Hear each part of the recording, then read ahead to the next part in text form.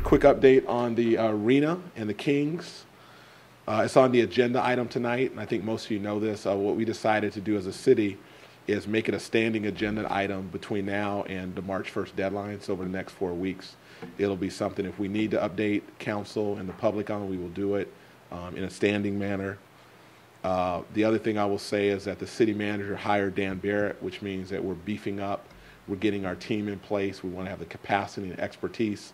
This deal is moving very quickly. We don't want to be caught flat-footed. The ad hoc committee, which has 3 council members, they meet every week on this, so they're caught up to speed and abreast of everything going on. So again, I feel like the city is well positioned to do all of its due diligence.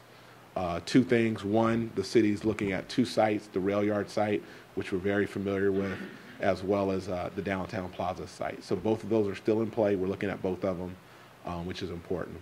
Last thing I'll say in terms of equity investors, the major ones, we were hoping to announce something last week or this week. I will tell you they're doing their due diligence. They're working very hard.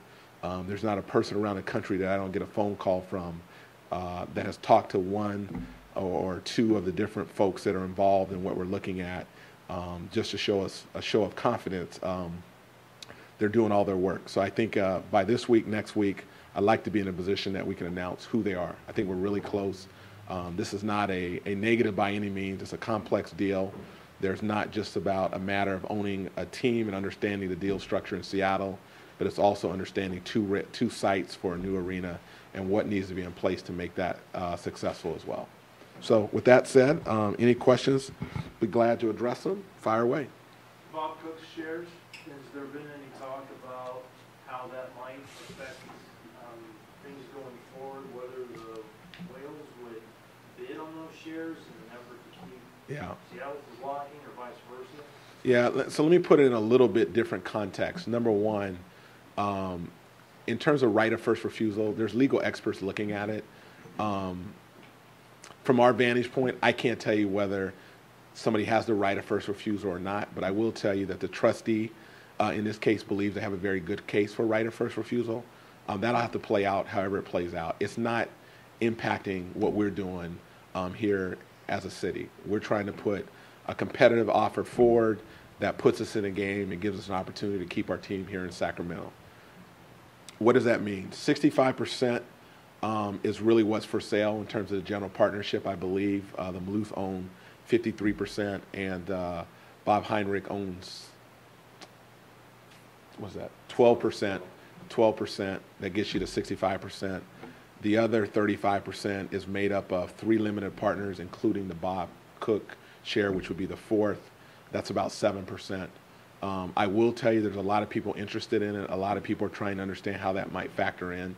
It's just a little premature to ultimately have a clear idea on how that's going to play out when it's all said and done. But I will tell you there's interest by every party that's looking at this transaction, whether you're in Seattle or our local groups and so forth. Do you have a goal date on when you'd like to have this all put together and then filed with the NBA? Yeah, so I'll give you the end date, or the worst case scenario would be March 1st. I think we all know the filing deadline is March 1st. The NBA Board of Governors meets, mid-April.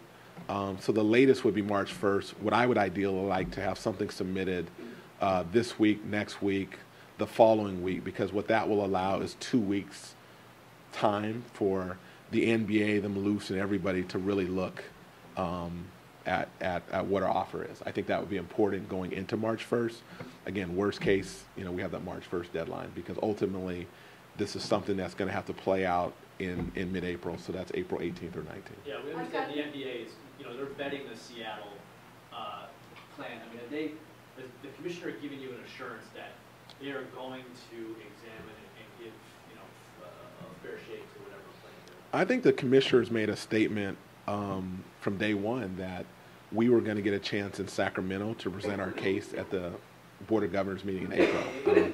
I don't think that's been a surprise. I think everybody knew that we'd get an opportunity to do that.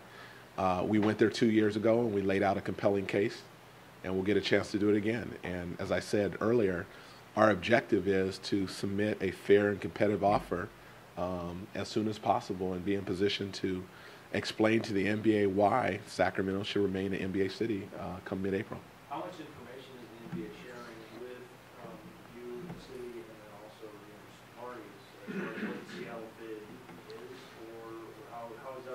Yeah, I don't think that's the NBA's role to share what the Seattle bid is. In fact, I don't know who's all seen the Seattle deal. I remember at one point the limited partners, I read some of this in the paper, were frustrated because they had not seen the deal structure and they're a part of the equation. So I'm sure the NBA has seen it and it gets a chance to review it in certain respects. The equity group that we're going to bring together, as well as the local owners, I think at some point are going to have some idea what it is, because for us to submit something, we've got to be in the ballpark and certainly be fair and reasonable. I think we'll get a chance to do that, but honestly, I don't know what that timing looks like, and I don't have much more specific in terms of that. Mayor, a lot of people are really wanting to know who these whales are and when they are. It's been pushed back a few times. Is that showing any sign that you guys don't have it together, or is there more people involved? No, absolutely not. It just shows that it's taken a little longer, knowing that if the time frame is March 1st, again, I wanted to have them come forward yesterday. But it's a complicated transaction. And everybody's, the deal first broke in Seattle on January 9th. This is 4 weeks. That's not a whole lot of time. We're less than 4 weeks. So for a team to be in the ball game now at the degree that they are, and we're not in the ball game 4 weeks ago, is amazing. I'm telling you, everybody's committed to working around the clock. I mean, our city managers here, our assistant city manager, our treasurer. You have a commitment by the city that we want to be smart and we want to do our due diligence. The whales or the equity investors, they're doing their due diligence. They have a deal they have to put together. They have to look at the economics of an arena. They have to look at the economics of buying a team. All that thing just takes time. And I will tell you that everybody's working around the clock. And I think it's a situation, I would tell the public, this is about being quick but not hurrying. John Wooden, be quick but don't hurry. We're just doing all of our due diligence so that we're smart. And we all have an obligation here to protect the taxpayer.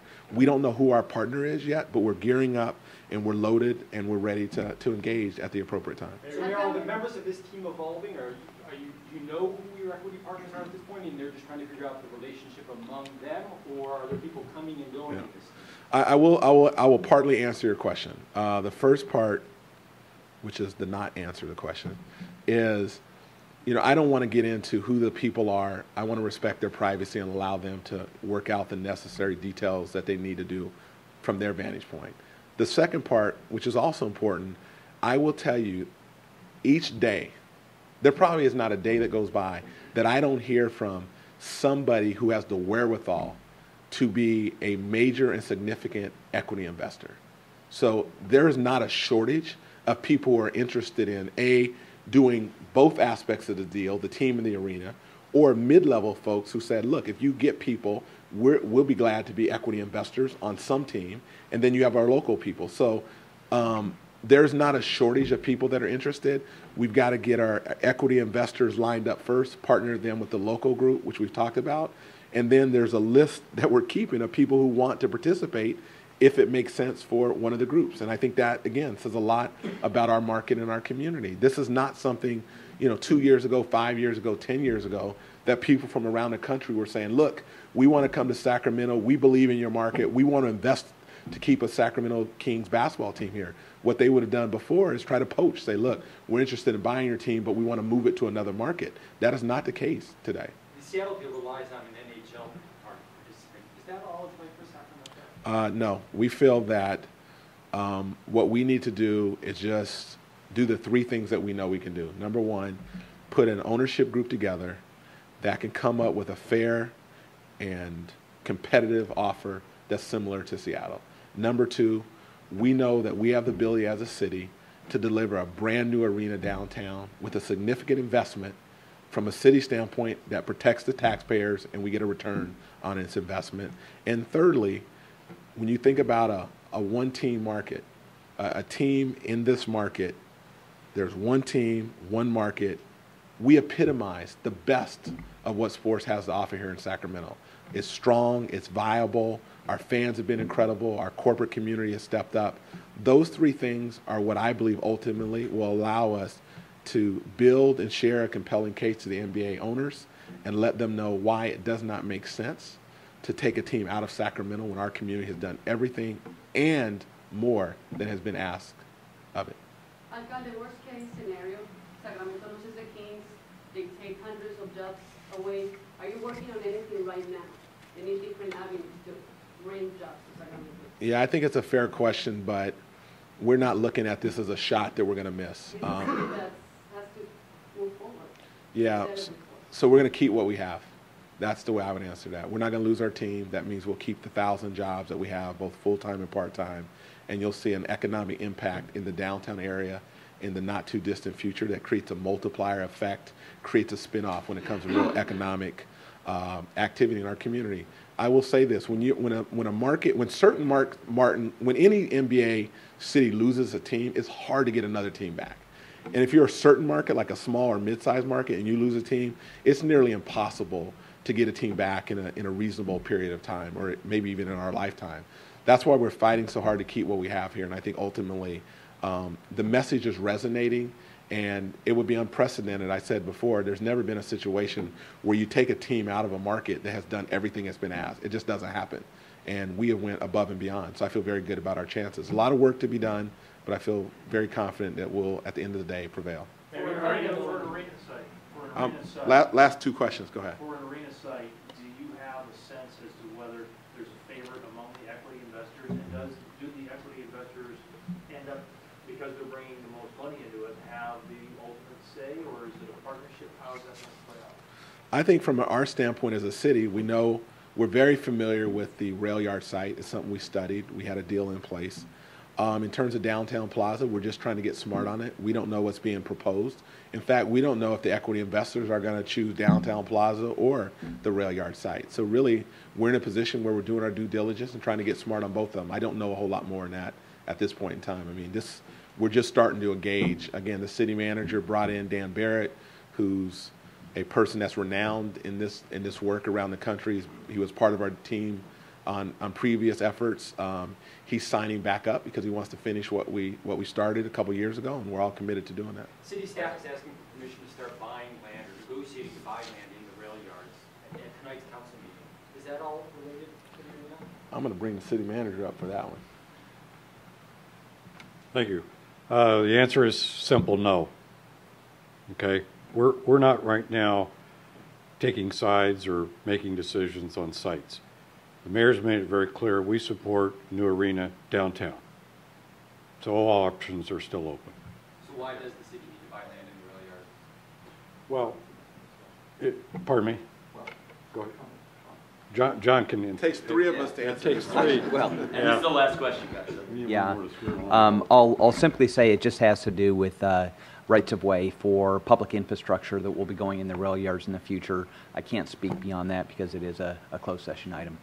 All right, guys, thank you very much. No, I could ask. Wait. We can ask one last question. Go ahead. Are you at all daydreaming about Board of Governors, the room, who's going to be there, what you're going to say, how it's going to go down?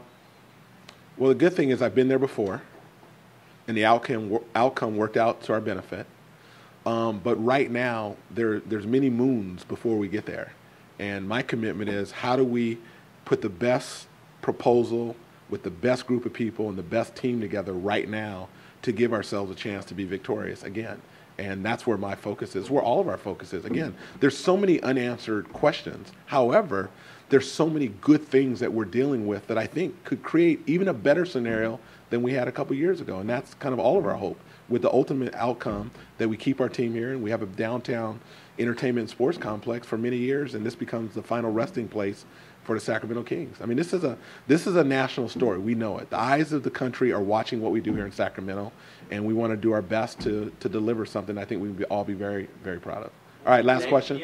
All-Star game? Will you be at the NBA All-Star game? I will be at the NBA All-Star game, yes. Are you lobbying the other owners there? Is that Anybody who will allow me to talk about the merits of Sacramento, rest assured they will hear it. I'm gonna be lobbying the mascots. Anybody who will listen, certainly we're gonna state our case. And I will tell you, I mean, I'm hearing from folks all around sports and beyond that are just rooting for us in different leagues. It does something to a community when you take something out that belongs to that community. And everybody, except for folks in Seattle, and I wouldn't be surprised, I'm actually hearing from people in Seattle that are basically saying the same thing. They're saying, look, we want to get our team, and we just hope we can get a team and it's not your team because we know what it feels like to lose a team. So in a weird way, I feel like you know, the win-win scenario is we keep our team, and at some point, that market in Seattle does get a team, and whether it be an expansion team, which I don't know if the NBA is considering, or another team becomes available at some point, it would be great for them to replace what they once lost as well. All right, thanks everybody. Thank you, Mayor.